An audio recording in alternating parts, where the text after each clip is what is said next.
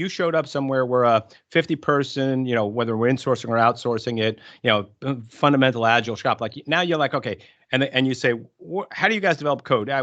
We don't have a process. All right, I got to put a process in place. How would you manage that? How would you kind of begin to architect what that would look like, what guidance you would give the developers, what training or you would or wouldn't, how you would implement the, what tools you might use as part of that process. Talk about like building that security program for secure application development. The first thing I would do is work with the main stakeholder and take a look at OpenSAM and BSIM. OpenSAM is a high-level view of all the different components that you should be delivering in an application security program. And for each thing you should do, like static analysis or design review, they'll have several different suggestions of how to mature that capability, also how to measure that capability.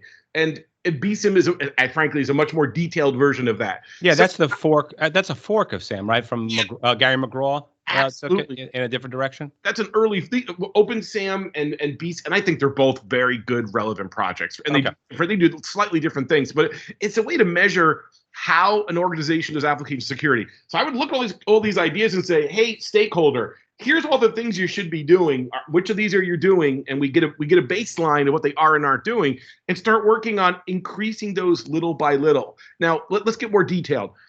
If I was beginning a program that was just not doing anything, I want to get a real basic idea of what's going on. So I actually may start with something like a pen test, primarily not to identify the bugs, just to bring awareness to the leadership and stakeholders. We have critical bugs in our software. Yes, we should go fix them, but for folks who don't really have a program, we got to show them that there really are programs. Do proof of concepts to show them exploiting your software and prove that this is not a game and this is really it's not a game and it's not a theoretical issue, but there are real issues in your software.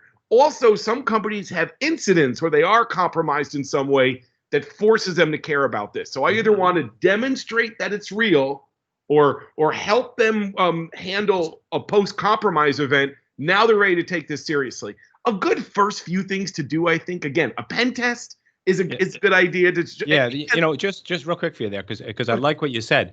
I know this could sound funny, but in the internal auditor's handbook, right? I come from an audit realm. They actually refer to one of the good uses of a pen test is to quote unquote shock management to action. So I love the way that you're looking at that, because you move it from the esoteric, like, oh, you might have vulnerabilities, to this is what could happen to you if we don't take an appropriate action.